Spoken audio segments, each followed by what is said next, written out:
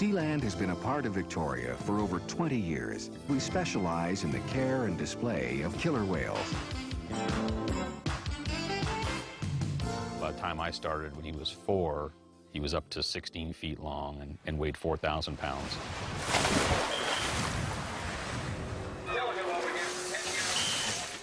I had actually seen Tilikum quite a number of times. He was right across the strait here in Victoria. All Sealand was a net hanging in a marina with a float around it. Tilikum was the one we really loved to work with. He was very well behaved, and he was always eager to please. When he was first introduced, everything just went fine and dandy, but the previous head trainer used techniques that involved punishment. He would team a trained orca up with Tilikum, who was untrained. He would send them both off to do the same behavior.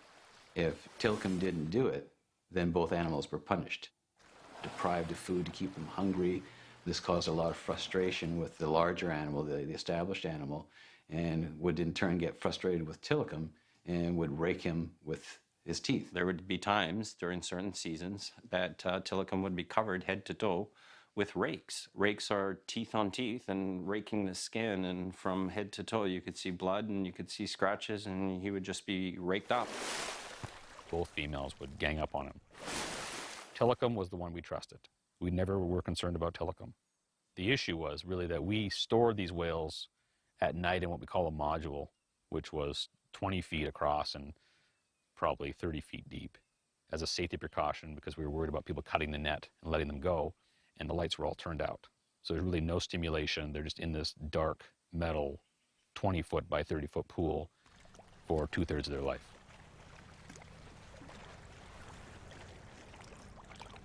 When we first started, they were quite small and quite young, so they fit in there quite nicely, but they were immobile for the most part. It didn't feel good. It just didn't, and it was just wrong. We started having difficulty getting them all into this one small steel box, to be honest. That's what it was. It was a floating steel box. That's where food deprivation would come in. We would hold back food, and they would know if they went in the module that they would get their food. And so if they're hungry enough, they're going to go in there. And during the winter, that would be from 5 at night till 7 in the morning. When you let them out, you'd see these new tooth rakes, and sometimes you'd see blood. Closing that door on him and knowing that he's locked in there for the whole night is like, it's a stab. It's a, whoa. If that is true, it's not only, inhumane, and I'll tell him so, but it probably led to what I think is a psychosis, that he was on a hair trigger. He'd kill.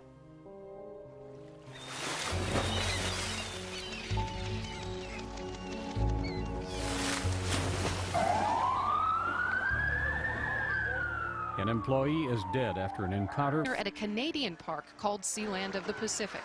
The victim, Keltie Byrne, was a championship swimmer and a part-time worker at Sealand. As seen in this home video, rescuers used a huge net to try. The workers' efforts were hindered by the agitated whales. I'd like to make the Pan-Pacific teams this summer, but my more immediate goal is just to swim fast at nationals.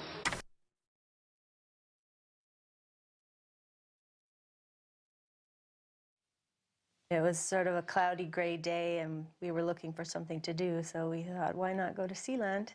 It was kind of like this dingy pool with these whales. And it just felt a little bit like an amusement park that was kind of on its last legs, and everything was a bit gray. Yeah, it was like a swimming pool. Yeah. 3 whales in a swimming pool. Yeah, and they would come up and touch the ball, and I think there was some tail splashing, and there was some jumping. The fish, and they hold the fish, and the whales jump up. I remember saying, "Oh, what a fun job! She's so lucky." And then I saw her walking with her rubber boots, and she tripped, and her foot just dipped into the edge of the pool, and she lost her balance and fell in. And then she was pushing her way up to get out of the pool, and the whale zoomed over, grabbed her boot, and pulled her back in. At first, I didn't think it was that serious, because you see the trainer in the pool with the whale, and you think, oh, well, you know, the whales are used to that, you know, and then all of a sudden it started getting, there was more swimming, more activity, more thrashing, and she was starting to get panicked, and then as it progressed, you started to realize, whoa, something's not right here. She started to scream, and she started looking around, and her eyes were like bigger and bigger, and realizing that I really am in trouble here. And then they would pull her under, and then they would come up, and then when they came up, she'd be, help me, and then they'd take her down again. And she would be submerged for several seconds, up to, I don't know, maybe a minute. You're not keeping track. So, you know, it was harder and harder for her to get the air in, because she was screaming. And my sister remembers her saying, I don't want to die.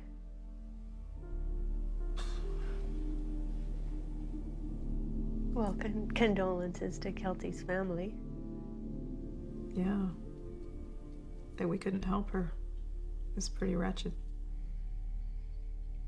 Sealand closed. Well, it's probably a good thing. I mean, it was a little pond. And I think the owner, you know, made the right decision for whatever reasons. I don't believe he's a bad guy, a bad man. I think he was shocked by the whole affair, too. The blush was gone from the business, and he decided that that was it. We should shut down. And no one ever contacted us. There was an inquest. No one ever asked us to say what happened. Yeah. You know, we just left. Yeah, there was no big lawsuits afterwards, and there's no memorial. And, you know, the only thing remaining of Keltie Byrne is you know, what's left in the folks' minds who recall the case. So in the newspaper articles, the cause of death was that she drowned accidentally, but, you know, she was pulled under by the whale. Well, there's a bit of smoke and mirrors going on. I mean, one of the fundamental facts is that none of the witnesses were clear about which whale pulled Keltie in. Yes, yeah, it was the large whale, Tilikum, the male, is the one that went after her. And the other two just kind of circled around, but he was definitely the instigator.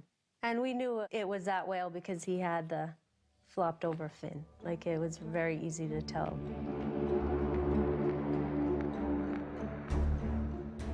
Sealand of the Pacific closed its doors and was looking, I guess, to make a buck on the way out, and these whales are worth millions of dollars. When SeaWorld heard that Tilikum was available, after this accident at Sealand of the Pacific, they really wanted Tilikum because they needed a breeder. So I don't even think that anybody even was questioning, like, is this a good idea? My understanding of the situation was that Tilikum and the others would not be used in shows. They would not be performance animals. Our understanding of their behavior was that it was such a highly stimulating event for them that they were likely to repeat it. Sealand was, we were all young and a bit of sea cowboys, and we weren't so technical and scientific as SeaWorld, so we all had this vision that they knew more than us and they were better than us, and Tilikum would have a bigger pool and you'd have a better life and you would have better care and you'd have better food and be a great life for them. So it was like, okay, Tilly, you're going to Disneyland. Lucky you.